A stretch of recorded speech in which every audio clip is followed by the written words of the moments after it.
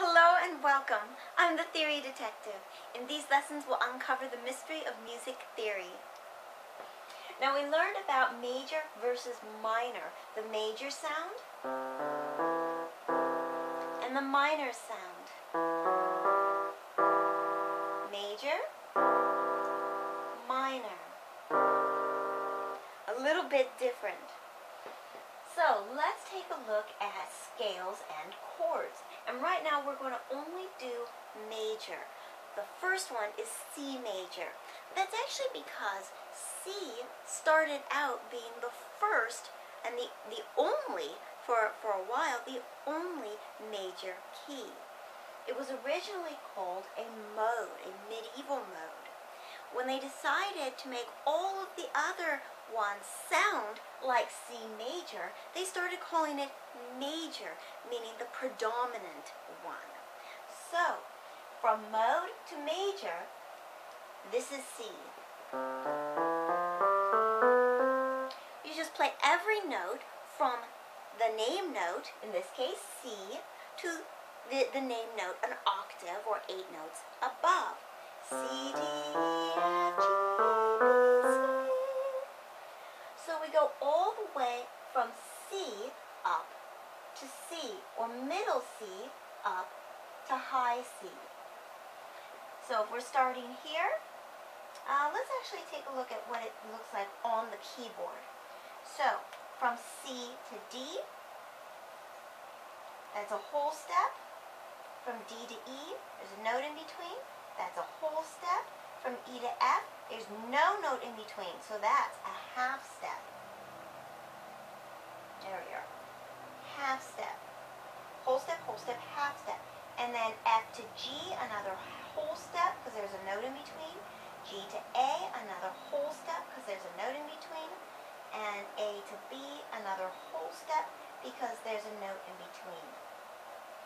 Finally, B to C, there's the half step. No note in between. There's no raised or black note in between. So we have this pattern. Whole step, half step. Whole step, half step. Go ahead and say that out loud. Whole step, half step.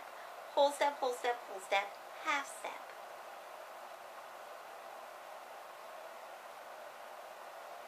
Now let's see what it looks like up here. C, D, E. There's our half step. From E to F, a whole step, to G, to A, to B, and then our half step here. So we have a whole step, there's our half step, there's our half step, whole step, and half step. So now we have the pattern down here the same as up here, so we can double check it. Whole step, half step, whole step, half step. Now also in the key of C major, we're going to build the C chord, the main chord, the name note chord, what we call the tonic. Tonic really just means tone, but that's what we call the main note, the tonic. So right here, to build a chord, we actually use skips. So from C to E, we're going to skip D. From E to G, we're going to skip F. So no D and no F. And that will build us, there's our third, interval of a third, and interval of a third. So right here, from C to E, interval of a third, and right here, from E to G, interval of a third. So these are skips and these are all steps. And that will give us the major sound because we have the whole step pattern from C to E giving us the major sound. And we just add the G, the third note, on it. And there we have our tonic. Now in this case, the chord is a triad. Now a triad, or tri, just means 3. So a triad is a 3-note chord. So you can call it the C major chord or the C major triad. Either one is valid. C major chord, or just simply C chord, is most common, major being implied. However, if if you're asked on a test or an adjudication, what is a triad, or whether or not C major chord is a triad, then the answer is yes, C major chord is a triad, and of course a triad is a 3-note chord, usually built up of intervals of third.